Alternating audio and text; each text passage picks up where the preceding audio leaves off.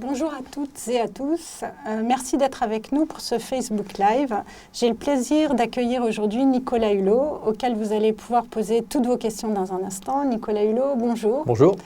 Alors, vous étiez fait plutôt discret depuis votre décision de renoncer à vous présenter à la présidentielle de 2017, mais depuis jeudi dernier, vous êtes de nouveau de retour dans le débat public, puisque vous avez lancé avec une centaine d'associations, d'ONG venues des horizons les plus divers, un appel des solidarités. Alors on va en parler tout de suite. Alors justement, cet appel des solidarités, allons-y droit au but. De quoi s'agit-il? Comment vous en avez eu l'idée et quel en est le sens? L'idée, en fait, c'est une idée qui a cheminé pas simplement à la Fondation Nicolas Hulot, elle a cheminé chez Emmaüs, elle a cheminé à la Fondation Abbé Pierre. On se rend compte, on sent bien intimement les uns et les autres que si on veut changer d'échelle dans la réduction des inégalités et le soulagement des exclusions, il y a un moment ou un autre, il faut qu'on se rapproche. On a un peu atteint notre seuil d'efficacité. On obtient une petite avancée dans le domaine social, dans le domaine écologique. Mais enfin, on voit bien qu'on n'a pas une approche, intégrale et systémique de tout ça, que les inégalités se creusent et que tout ça est une violence latente qui peut occasionner d'autres violences. Donc le moment est venu, probablement, de nous rejoindre sur l'essentiel. Et en se rejoignant sur l'essentiel, c'est de donner un symbole et un message aussi à la classe politique, c'est qu'elle-même, elle doit se retrouver aussi sur l'essentiel.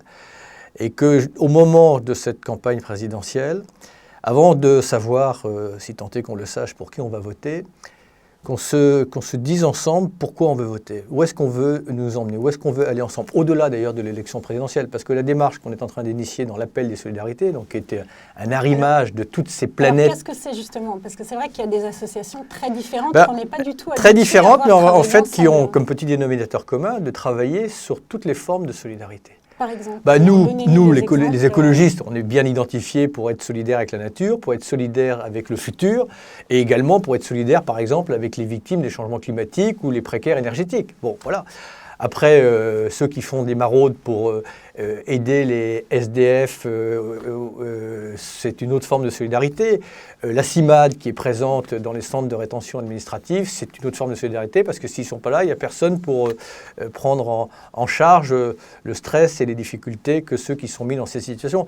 Donc c'est tous ceux qui ont en fait de l'humain chevillé au cœur. Voilà. Et qui, en fait, et c'est ce que je découvre ou ce qui me confirme dans cette initiative, sont, quand on les rassemble, en fait une communauté beaucoup plus importante qu'on voit, mais qui par définition ne se voit pas, parce que c'est des gens qui ne sont pas en quête de reconnaissance, ils ne cherchent pas la médaille, ils ne cherchent pas le compliment. En fait, ils ont une solidarité active, invisible, discrète, mais hyper efficace, et qui sont des praticiens de la solidarité. Et c'est très important au moment où on sent qu'on a une société qui doute d'elle-même, qui a peur, de montrer qu'il y a aussi une société qui, justement, est humaine, mais qui n'est pas simplement dans l'angélisme, qui est aussi au cœur et au contact de réalité, et aussi au contact des solutions qui pourraient nous permettre de sortir par le haut. Donc, c'est, je pense, une inspiration salutaire dans cette campagne, qui, je l'espère, nous mènera bien au-delà de cette campagne, parce que l'idée, ou en tout cas le souhait, c'est quelque part se créer une force de résistance et de rappel, de vigilance, qui s'impose dans le débat public et qui fasse que la solidarité ne devienne pas une option, mais soit, je dirais, le déterminant premier des politiques publiques et économiques demain. Alors, comment concrètement? Parce que c'est vrai qu'appeler à la solidarité, c'est très bien, mais on peut dire aussi peut-être que c'est un peu générique et toutes ces ONG, ces associations dont vous parlez, que vous évoquez, y compris la FNH, vous travaillez, vous bataillez tous les uns et les autres déjà sur ces questions de solidarité. Donc là, concrètement, cet appel des solidarités, en quoi il consiste en fait? En quoi il a une face concrète? Alors, il y a effectivement un appel à se rassembler et c'est pour ça qu'on demande aux citoyens de soutenir cet horizon et cette exigence et notamment... Alors par quel biais d'ailleurs? Alors on peut le faire de deux manières. SMS, c'est gratuit parce qu'on s'est aperçu qu'il y avait 10 millions de Français qui n'avaient pas d'Internet. Donc, on fait le 32 32 1, 32 32 1, et là on tape présent, donc mange pas de pain, mais au moins ça nous conforte, ou sur le site internet appeldesolidarités.fr, et pareil, vous marquez présent, puis surtout dans la foulée, vous essayez de trouver 3 de vos proches, de les convaincre de nous rejoindre. Mais au-delà de ça, parce que ça nous donne évidemment la force, puis c'est une manière aussi d'imposer dans le débat public cette exigence et ces priorités. Mais ce n'est pas simplement un vœu pieux, c'est simplement aussi de mettre au service des hommes et des femmes politiques à qui on va confier le pouvoir, que ce soit au niveau législatif ou au niveau exécutif, un cadre référentiel dont ils peuvent s'inspirer. Pour employer un terme moderne, on est en open source, parce que chaque structure a proposé un minimum de 5 propositions, ce qui fait un cadre référentiel de plus de 500 propositions, qui ne sont pas des petites mesurettes, qui, si elles étaient mises en œuvre, parce qu'elles viennent encore une fois de praticiens, de gens qui sont en contact de la réalité, qui peuvent évaluer la pertinence d'un certain nombre de mesures ou au contraire l'inefficacité. Donc c'est, je dirais, une collecte de bon sens qui demain nous permettrait très sincèrement d'avoir une approche, comment dire, vraiment exigeante mais efficace dans la durée, pour que les courbes actuellement des inégalités qui ne cessent de se creuser dans tous les domaines, pas simplement les inégalités économiques, mais au contraire, là, on inverse durablement la tendance. Donc c'est peut-être une opportunité pour les politiques de rétablir une confiance avec les citoyens en s'inspirant, encore une fois, de leur expérience, de leurs compétences et de leur ouverture d'esprit. Et nous, en s'appuyant également sur le rôle du politique, parce que chacun a son job, mais encore faut-il qu'il y ait une connexion, et que cette connexion, elle se fasse encore une fois sur l'essentiel. Parce que vous voyez bien dans notre société, c'est René Char qui disait ça, mais l'essentiel est toujours menacé par l'insignifiant. Cela dit, on le voit bien dans cette campagne qui est particulièrement complexe et polluée par des événements divers et variés, et puis assez délétères. Est-ce que c'est audible ? D'autant plus que finalement vous intervenez dans le champ de la campagne assez tardivement, c'est-à-dire c'est 1 mois avant les élections. Oui, mais parce que pourquoi ne pas avoir fait le choix, comme vous aviez lancé le pacte écologique en 2007, vous l'aviez lancé bien plus en amont. Oui, mais parce que d'abord, l'époque n'est pas le même, le contexte n'est pas le même. D'abord, il a fallu, en ce qui me concerne, à partir du moment où moi-même j'avais renoncé à intervenir dans le champ politique, il a fallu du temps pour travailler avec ces 80 structures, pour qu'on soit sûr qu'on partage une même vision et une même compréhension de ce que l'on voulait faire. Ça a été difficile de se rassembler? Non, pour finir, c'était assez facile, mais comme elles sont nombreuses, ça prend du temps de se rencontrer, parce qu'on ne pouvait pas simplement le faire par mail, il fallait le faire avec un contact physique. Et puis on a bien vu, je veux dire, quand on est trop en amont d'une campagne, ça se dilue dans le temps. Il fallait aussi que la campagne s'éclaircisse un tout petit peu. On espérait secrètement justement qu'elle allait se débarrasser de ses miasmes, mais ce n'est pas encore tout à fait le cas. Mais justement, je pense au moment où il y a une forme d'écœurement, en tout cas de ce que l'on perçoit de cette campagne. J'espère que pour ceux qui nous écoutent, ça va arriver comme justement une jolie respiration, un moment d'espérance, un moment d'exigence, un moment d'humanisme. Voilà. Mais encore une fois, on n'est pas naïf. D'ailleurs, cette campagne ne s'adresse pas directement aux candidats. Elle s'adresse d'abord aux citoyens, et l'idée, c'est que les solidarités se rejoignent. Et elles se rejoignent dans une force, encore une fois, d'exigence et de prescription. Mais elles s'adressent également aux futurs députés, mais elles s'adressent aussi à la société pour dire, attention, nous serons là durablement, parce qu'il y a l'appel des solidarités, mais il y aura le rappel des solidarités, et on sera là comme un point de référence, voilà. Mais également, on est là comme un réservoir de solutions. Alors on va dire, c'est très prétentieux, mais vous savez, les solidarités ou les inégalités ou les exclusions, on peut en avoir 2 approches. Une approche statistique, et puis on a l'approche physique. Là, j'arrive d'un endroit où il y a cette association qui s'appelle les apprentis d'Auteuil, qui sont au contact d'exclusions lourdes, et notamment dans le domaine de l'enfance ou de la jeunesse. Je peux vous dire que quand on les écoute, on sent qu'il y a une intelligence dont les politiques devraient s'inspirer. Ce n'est pas du tout du mépris vis-à-vis des politiques, mais s'il n'y a pas cette jonction, si les choses, on ne laisse pas ce qui vient d'en bas insuffler les politiques, il y aura toujours ce discrédit, ce décalage, et qui à un moment conduit à une forme de colère ou d'écœurement, et on sait bien que la colère est très mauvaise conseillère, et si cette campagne peut aussi être une manière d'éviter cette tentation que nous avons du repli sur soi, de la résignation, du fatalisme et de la stigmatisation, que je peux comprendre quand on souffre, Mais justement, le rôle et la responsabilité qu'on a, c'est surtout de ne pas céder à la peur, mais plutôt de se laisser guider par le cœur. Vous allez me dire, c'est une phrase qui peut vous sembler facile, mais l'histoire du monde nous montre bien que, attention, la civilisation et la barbarie ne sont jamais très éloignées. Nous sentons bien intimement quand on regarde le monde, quand on regarde l'actualité, quand on regarde les journaux, mais quand on regarde simplement autour de nous, qu'on est sur un fil du rasoir et qu'il en faudrait peu pour qu'on bascule du mauvais côté, mais il en faudrait peu, et ce peu, nous pouvons le créer ensemble pour qu'on bascule du bon côté. Et basculer du bon côté, ça veut dire quoi? C'est donner un sens au progrès, donner un sens à l'économie, remettre les choses dans le bon ordre. Voilà. Le profit, ce n'est pas une finalité, c'est un moyen. L'économie, elle est au service de l'homme et pas l'inverse. Vous allez me dire, ok, sauf qu'au fil du temps, on a dévoyé ça et on s'accoutume à ça. On s'accommode de ça et on ne peut pas, il faut s'insurger contre ça. Alors justement, finalement, tout ce que vous dites là, c'est un projet, c'est une vision politique. D'ailleurs, l'un des co-initiateurs, je pense que c'était Thierry Kuhn d'Emmaüs, le disait sur France Inter la semaine dernière, que vous proposez aussi une forme de vision politique. Alors, pourquoi ne pas logiquement pousser à l'étape supérieure, c'est-à-dire vous présenter, d'ailleurs je reprends une des questions des internautes, donc beaucoup de spectateurs du live regrettent que vous ne vous soyez pas présenté à la présidentielle. On se dit, face à cette vision politique qui vous lie les uns les autres et qui est à l'intersection à la fois du social, de l'économique, de l'écologie, de la culture, pourquoi ne pas la pousser en un projet politique et candidater à la présidentielle? Ce n'est pas du tout le but de cette initiative, mais où est-ce que ça va nous emmener? On n'en sait rien. On sait de quel constat, de quelle espérance nous partons, et je ne sais pas jusqu'où ce souffle nous emmènera. Est-ce qu'il y aura besoin qu'il y ait une prolongation politique? Ça n'est pas fait pour ça, mais qui sait? En tout cas, il y a des choses à inventer. Pour être très, très direct et très franc, hein, je comprends la question qui est posée. Pourquoi, alors à ce moment-là, ne pas être passé de l'autre côté? D'abord, je rappelle quand même qu'on peut influer sur la marche de nos sociétés, faire de la politique sans forcément prétendre à être élu, ce qui est très noble, mais chacun son rôle. Bon.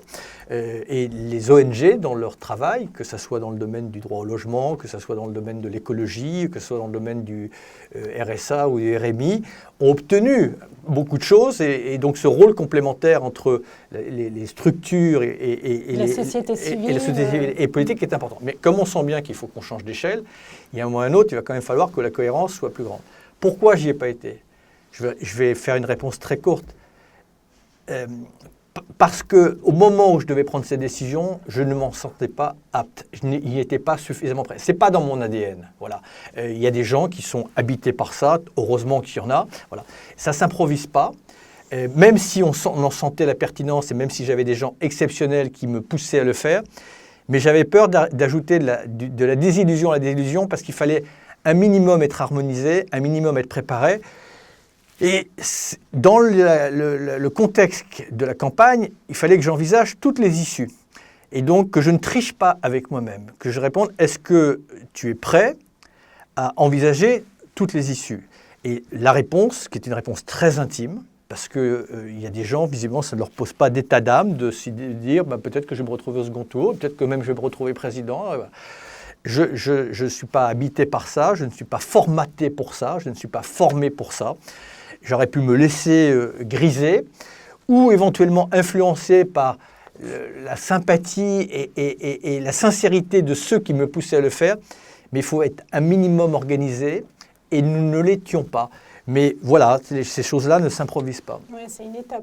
En même temps, ce pouvoir, vous l'avez approché de très près, pour la dernière fois d'ailleurs auprès de François Hollande en préparant la COP21. Le fait que vous reveniez dans le champ vraiment de la société civile, c'est aussi un peu un constat d'échec par rapport à une forme d'activisme. Est-ce que c'est vrai que vous avez essayé pas mal de variantes, en fait, de formes diverses? Non, ce n'est pas un constat d'échec. D'abord, je n'ai jamais totalement quitté la société civile. Même pendant les 3 ans où j'étais envoyé spécial pour notamment la préparation de la COP21, ma fondation, que je continue à présider, est intervenue dans le champ politique et même parfois d'une manière assez tonitruante pour remettre un peu de cohérence entre les politiques écologique française et les aspirations que nous prônions à l'international. Moi, j'ai toujours joué sur ces deux registres, dès lors qu'encore une fois, que le dialogue qu'on peut avoir et même la proximité qu'on peut avoir avec les hommes politiques n'entrave et ne compromettent en rien votre liberté de parole et d'action. Et d'ailleurs, c'est ce levier qui est assez inattendu et qui surprend mes interlocuteurs, parce que quand on est envoyé spécial, et la raison pour laquelle j'avais exigé de ne pas être payé, c'est pas simplement parce que je suis quelqu'un de vertueux, c'est simplement parce que à partir du moment où vous êtes payé, on peut toujours vous dire, mais vous crachez dans la soupe. Bon. Et donc, cette exigence que j'ai eue d'être bénévole à l'Élysée, c'est que ça me donnait une liberté et il n'y avait pas de prise sur moi. Voilà. Donc, mais je pense aussi que c'est très important de ne pas avoir une vision comme ça, caricaturale des politiques, comme il ne faut pas avoir une vision caricaturale des écologistes et une vision caricaturale du monde agricole, etc. Il faut surtout faire appel au bon sens et à l'humain de votre interlocuteur. Donc créer des relations un peu personnelles. On va beaucoup plus loin avec ça. Et on obtient des choses. Mes 3 années à l'Élysée, elles n'ont pas plus moi que d'autres. On a obtenu la grande révolution. Ce n'a pas été le grand soir ni le grand jour. Enfin, en tout cas, je pense que j'ai bien contribué, avec d'autres, mais ma présence, au succès de la COP21.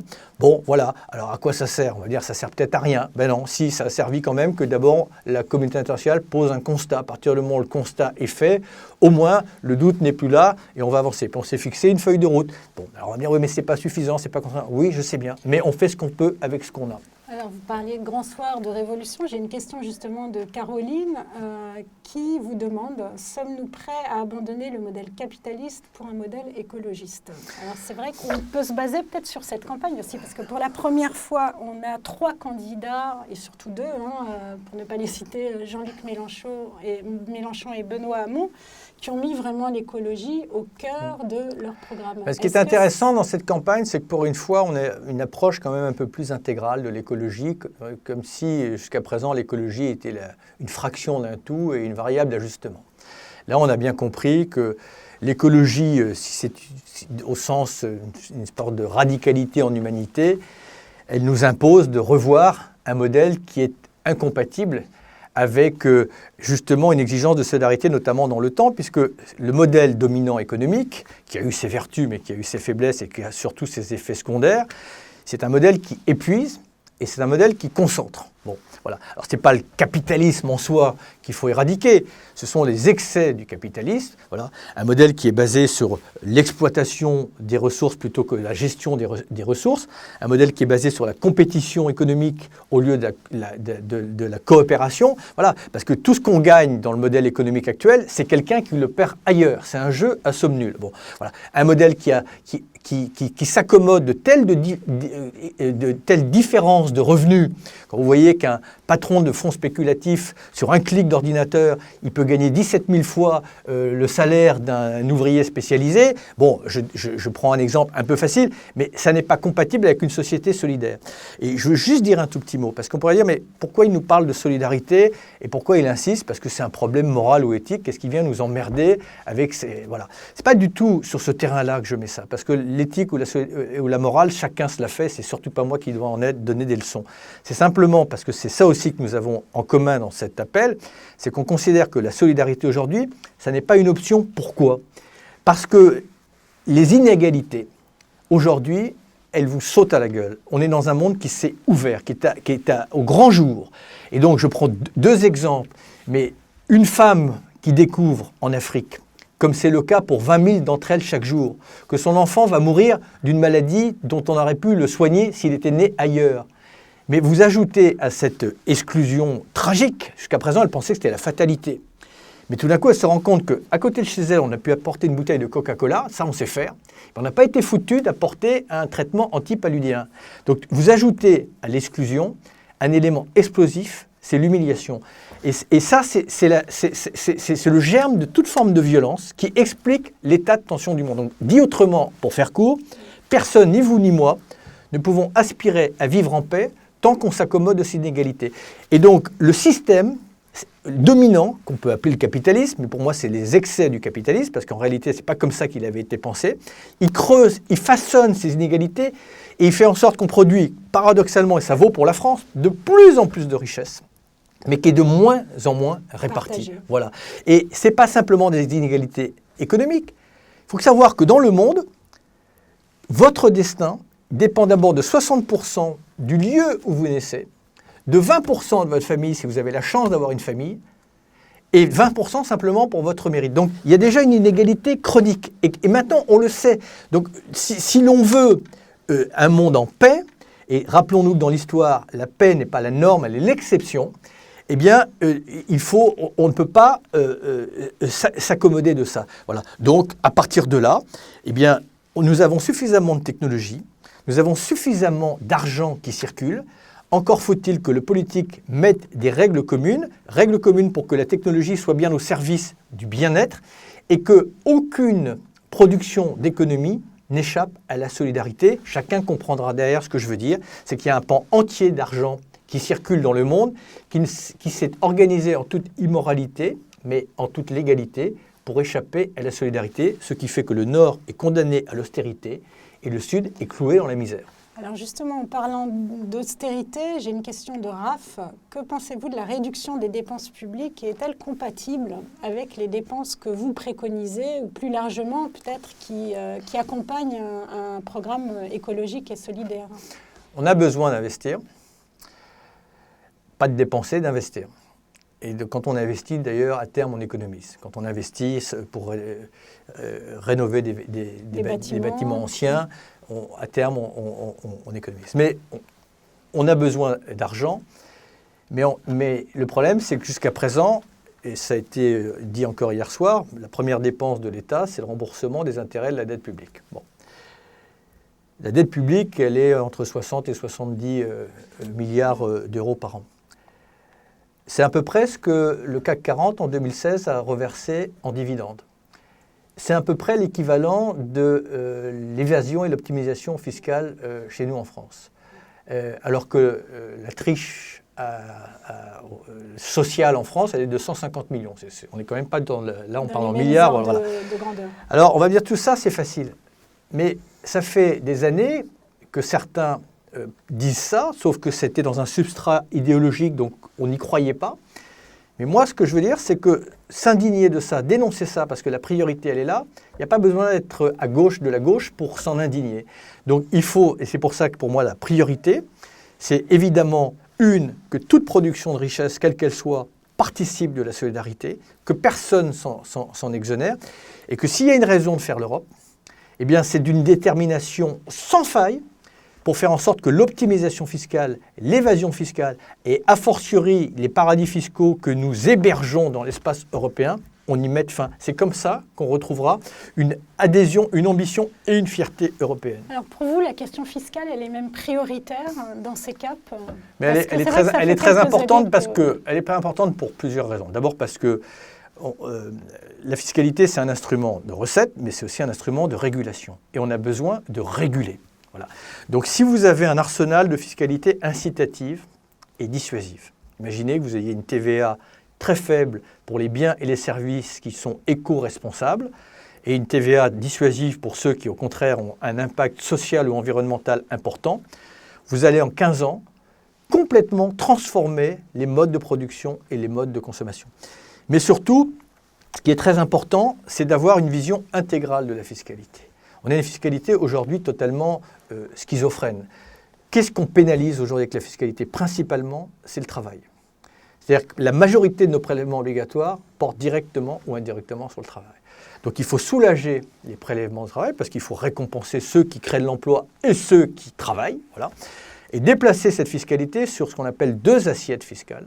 La première, évidemment, taxer la pollution, la taxe carbone, les impacts environnementaux, les prélèvements des ressources énergétiques, les prélèvements des ressources naturelles pour inciter à une forme de sobriété, bien entendu, et la récompenser. Si les gens font des efforts, ils gagneront en pouvoir d'achat ou en pouvoir d'investissement.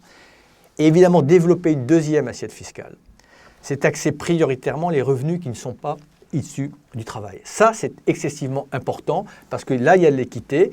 Et encore une fois, que des gens gagnent de l'argent par une forme d'ingéniosité informatique que je sais, c'est pas ça qui me choque. Ce qui me choque, c'est qu'ils en gagnent tant et que ça ne participe pas à l'austérité. Je pense notamment, évidemment, à toute la spéculation, voilà, de gens qui, derrière leur ordinateur, parce que c'est ça le monde d'aujourd'hui, vont acheter tout d'un coup des tonnes de maïs, simplement pour en créer la rareté et en faire monter le prix. Voilà. Cette spéculation-là, elle est insupportable et à minima, elle doit participer à la solidarité. Si on soumettait toutes ces transactions, tous ces produits dérivés de la finance à une taxation de 0,01% dans le monde, ce n'est pas des dizaines de milliards de dollars que l'on pourrait rassembler, ce n'est pas des centaines de milliards, ce sont des milliers de milliards de dollars. Croyez-moi que là, on pourrait éradiquer la pauvreté, l'espérance de vie, enfin, toutes les misères du monde. On n'aurait plus besoin de dépenser 2000 milliards de dollars par an pour abonder nos armées et moderniser notre arsenal nucléaire. En même temps, ça, c'est des chantiers que vous avez vraiment poussés, d'ailleurs,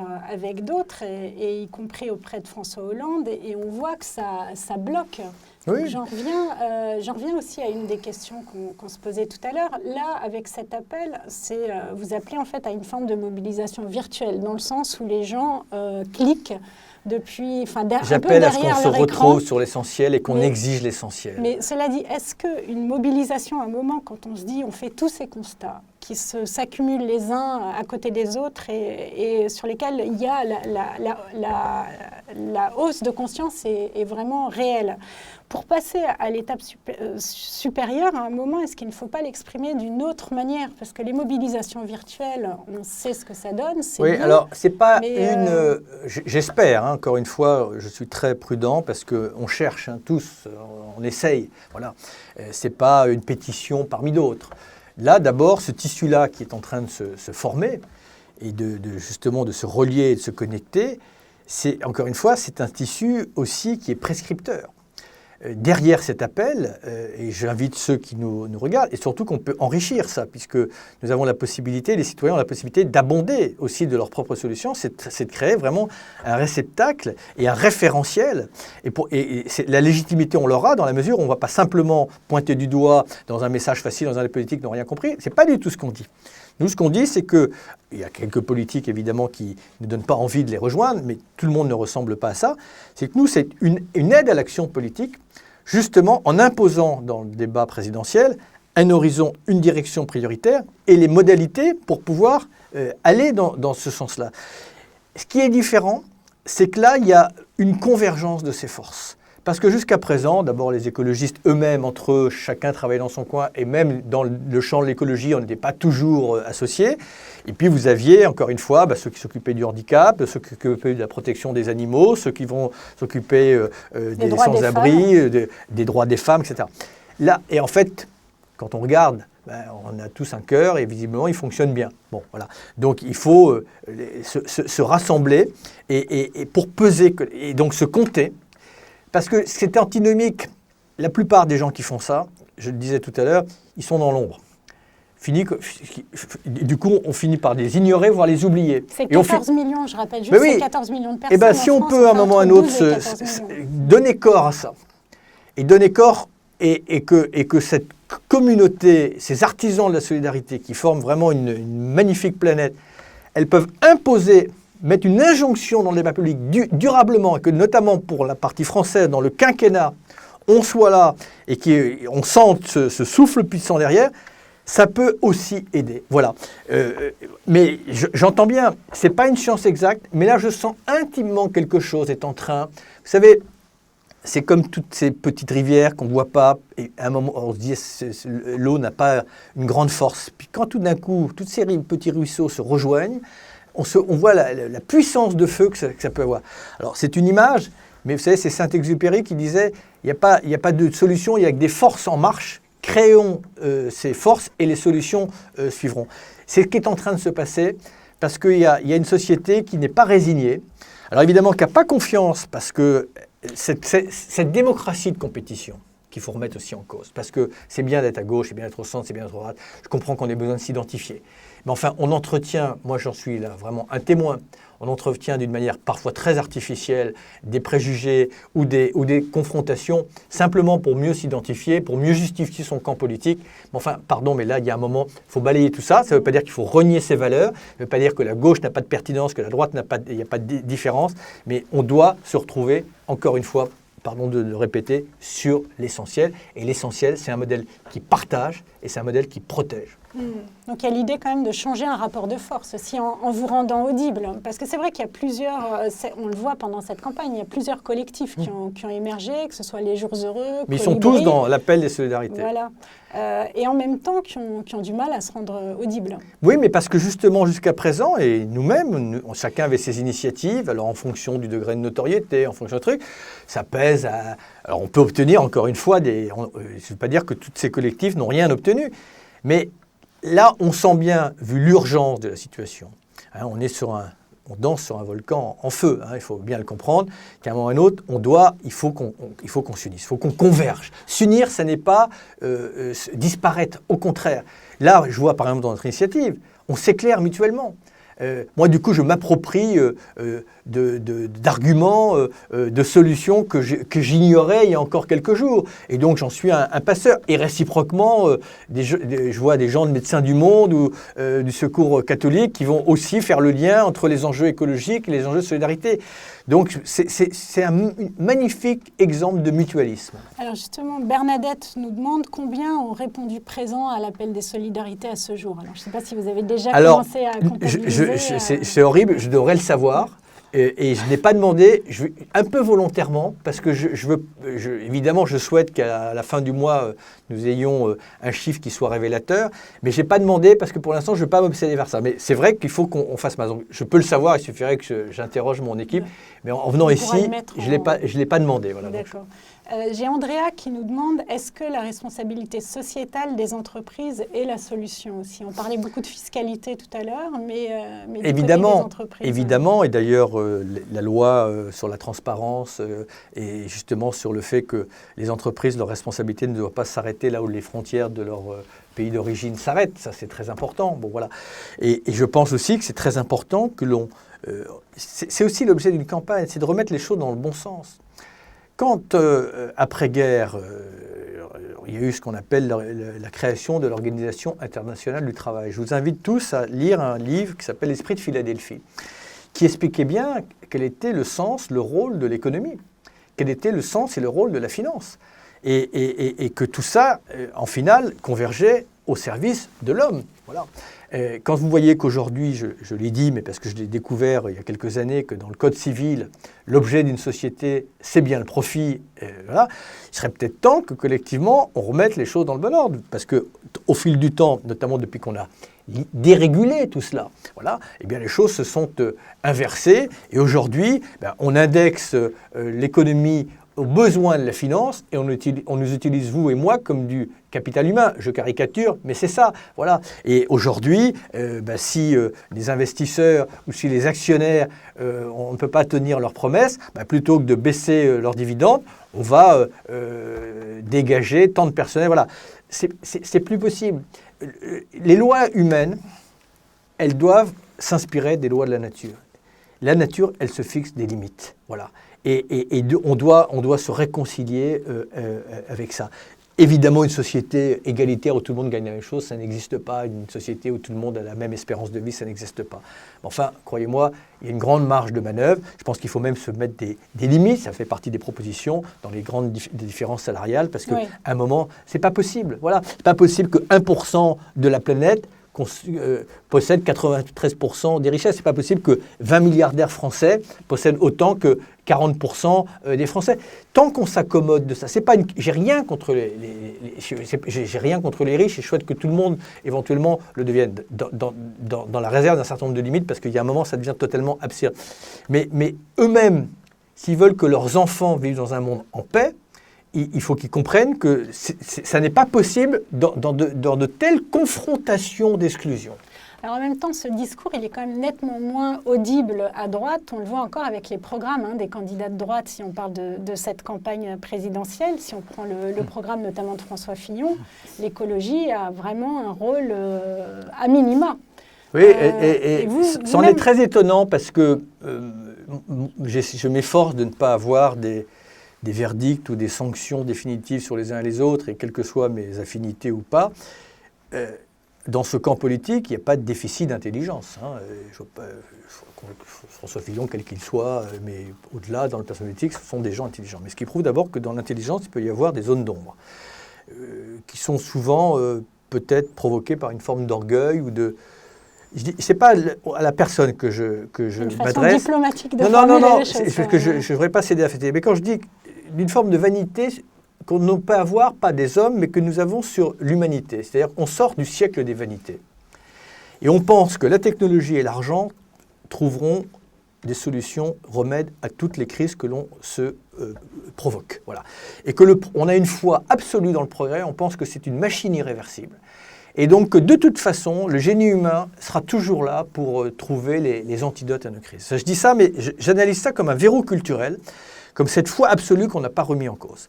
Parce que ça a donné l'illusion de fonctionner pendant 150 ans. On a l'impression que l'avenir et le progrès étaient un couple indissociable. Voilà. On ne s'est pas remis en cause. La deuxième chose qui m'étonne, c'est que leur intelligence, qui ne manque pas, ne se réinitialise pas au fur et à mesure que les paramètres changent. Vous avez 176 chefs d'État qui sont venus à Paris sceller un diagnostic et placer l'enjeu écologique comme un enjeu majeur qui concerne ni plus ni moins l'avenir de l'humanité. Est-ce qu'ils avaient un casque sur les oreilles à ce moment-là? Est-ce qu'ils avaient un bandeau sur les yeux? C'est-à-dire que le doute n'est plus permis. Et comment expliquer, notamment, et je l'ai dit à François Fillon, et je l'ai dit sans aucune ironie, mais lui qui fait partie d'une communauté de gens qui affichent leur croyance et leur foi, le Vatican, et j'y ai un peu contribué, a sorti, notamment le pape, un texte, l'encyclique, qui quand même, je peux vous dire que nous, à côté, par rapport à ce texte, c'est une injonction, mais qui est absolument magnifique, mais qui est d'une radicalité absolument dingue, ça aurait dû influencer après. Donc, j'arrive pas à totalement répondre comment ce texte n'a pas, alors que dans certaines communautés de catholiques ou de chrétiens, ce texte a influé. D'ailleurs, par résonance, ça a contraint aussi les musulmans à faire un magnifique texte à Istanbul. Et là, on a l'impression... Voilà. Donc, alors, comment vous l'expliquez, ça? Je l'explique parce que je vous ai dit, d'abord, c'est que je pense que pour eux... je vais me permettre une... Je pense que il y a eu deux blessures narcissiques qui ont été infligées à l'humanité. La première, c'est Copernic et Galilée, quand on s'est aperçu d'abord qu'on n'était pas le nombril du monde. Voilà.